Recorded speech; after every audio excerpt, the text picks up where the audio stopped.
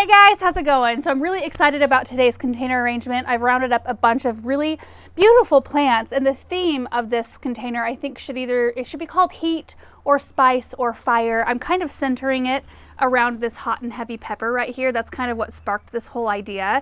So I think this is going to be really cool. I really love to work edibles in whenever I can in containers. I think it's kind of a fun, whimsical choice some of the time.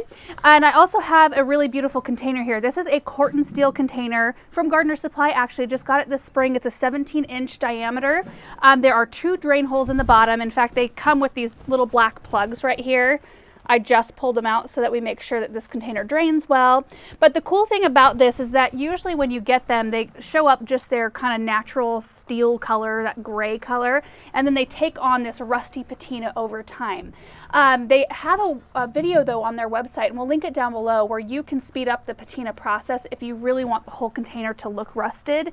And it's not a corrosive rust, it's a totally fine, like it's just purely aesthetic, and it won't ruin the integrity of your planter. So we're all good there. But I think that all the warm colors I'm using will look really good in this container.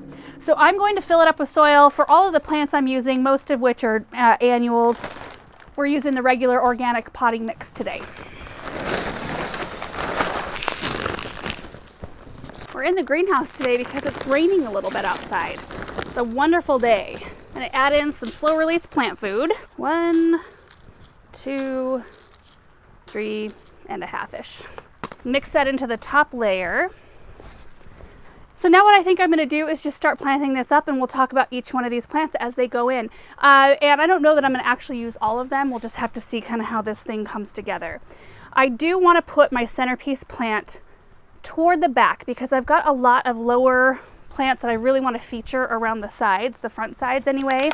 So I'll probably end up next to a fence. So this right here is a fireworks pennisetum. So that's our first one that has kind of a reference to fire or heat. And this is a really wonderful grass. It only grows 24 to 30 inches, so it stays a little bit smaller than your traditional purple fountain grass. And it's got really neat pink and white variegation on the leaves, so it's got a little bit of a unique look to it right there. And I think that having that little bit of white will really look good with everything else we're putting in here today. So the second plant I'm using is called Color Blaze Wicked Hot. And of course, Wicked Hot, there's another kind of heat reference. This is part of the Color Blaze Coleus series, so it can take sun or shade. And I don't think I mentioned that all of these plants right here, this will be a sun-loving container. And we kind of pushed the Color Blaze Coleus to the limits last year and decided to see if they really would take our full sun here in our high desert. And they did. They did require a little bit of extra watering when it got over 100 degrees, but in a container, that's very easy to control, even easier than in the landscape. And that's where we had a lot of ours planted. Now these get quite large, so 18 to 36 inches, but Coleus is one of those that's very easy to pinch back and keep, to a nice manageable size. And I think this will be a really nice weighty kind of color in here. Also, something about the Color Blaze series of Coleus that I really like, because I plant a lot of it. I've got Ridiculous already in the ground. I've got Golden Dreams going, but they've been bred not to bloom until either really late in the season or not at all, which, we grow Coleus for their leaves, not really for their blooms. And once they start blooming, it becomes kind of a chore to have to deadhead them. And so some of your older varieties of Coleus, it's a constant maintenance thing throughout the summer to keep them deadheaded, but not with these. I found them really easy to take care of. So next is our hot and heavy pepper.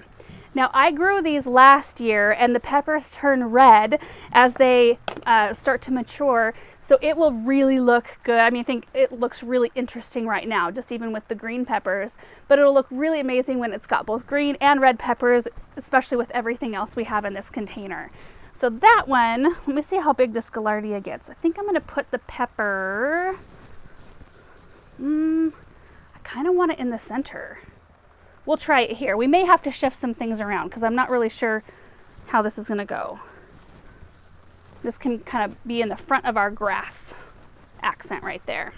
And then our next plant is a Gaillardia called Heated Up Scarlet. So the cool thing about Gaillardias, this is an annual type of Gaillardia. There are perennials as well, but this one blooms all season long, and then when it's done, it's not wanting to come out of its can. When it's done blooming, the spent blooms are really cool looking, like they're little kind of fuzzy looking spheres. And so I never deadhead them because I feel like they're super interesting to look at even when they're not in bloom. So that's the kind of plants we want for containers, honestly. Okay, so there's kind of our red orange accent right there. And keep in mind, like, there's a little gap back here toward the back of the container that I'm like resisting the urge to plant right at this moment. I might tuck some stuff back here, but this grass will expand and it will fill in the area back here. We may need some spilling plants though. Next, we're gonna do flambe yellow. And I'm going to put this one on the opposite side of the container as the coleus, because this one has got a really beautiful, like it would, I don't know, hold on. Do I want to do that? All right, so I figured out how I want to lay these out. This is going to be so pretty, I think. So on this side right here, and I'm going to go ahead and scoot the gaillardia back a little bit, just a slight bit. And that one can kind of come over the side a little bit, and we'll put our flambe yellow right in front of that. Look at how pretty that is. And I like, my first inclination was to put this right here because it's a little bit more weighty in appearance because it's got a really unique color of leaves. And the gaillardia is a little bit more wild, so I feel like we need that structure right there. And then we're going to use a Supertunia really red right in front of the flambe right there. And so we'll have a really beautiful trailing plant there. And these are self-cleaning. You do not have to deadhead these, which is great. Essentially should be a very low maintenance container. And now one that I'm really excited about. This is Lady Godiva Orange Calendula. So I grew the Lady Godiva yellow last year and I still have it. It wintered over in the greenhouse beautifully. I harvested the blooms. I was able to dry them and make a salve out of them. And they're just such a versatile plant. So I think that this is going to be beautiful in this container because they bloom all season and the flowers are edible. So we can kind of continue on a little bit with our edible theme a little bit. Okay, so we've got that. Those red flowers there. This is a little bit stretching for me too because I typically don't do a lot of containers with really warm colors. So it's kind of fun to do something different. Super Bell's Red is the very last plant we're putting in here. And this will be another nice trailing accent. And I wanted to make sure that this one was separate from the Supertunia so that we had some difference there. And I'm going to go ahead, I didn't put quite enough soil in, which is not usual for me. I don't like to have to like snake in there and put more soil in around the root balls. Typically I fill my containers up and make a little well in the soil, just enough for the root ball to slip down in there, and then I don't ever have to add soil after the fact, but sometimes it just happens that way. And the nice thing too is that this pepper will grow. I mean, the grass will grow up pretty tall, and then the pepper will be a next layer down, and because it's got so much around it, I don't think it's going to need much for support. If it's on its own, like I grew this in our vegetable garden last year, it was on its own and I ended up having to stake it because it did get a little bit heavy with all the fruit.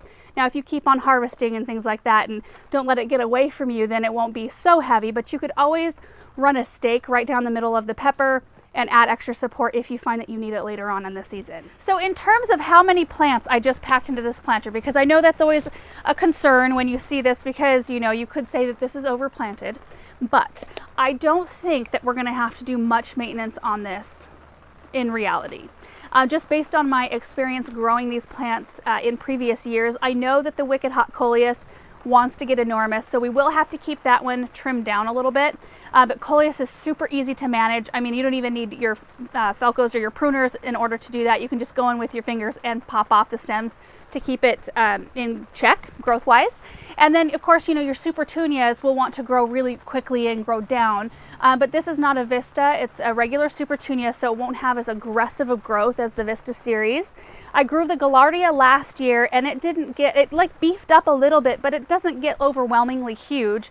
So I think it'll be perfect, as well as the Flambe Yellow and the Calendula. And of course, Super Bell's is much more compact than even your Supertunias. So, I mean, you guys will be able to see the progress of this container as the season rolls on, because I am going to keep it, even though the color palette, is a little bit crazy compared to what I usually plant together. So anyway, if nothing else, it becomes a really fun learning experience, and I like to kind of experiment that way just to see how things I don't know, cooperate with one another, to see how compatible they are. So anyway, super excited to see this one grow on, and I hope you guys enjoyed this video and seeing this arrangement come together. I think the whole theme is really fun, kind of that heat and utilizing some of the plant names to kind of give us that vibe. So anyway, thank you guys so much for watching this video, and we will see you in the next one. Bye.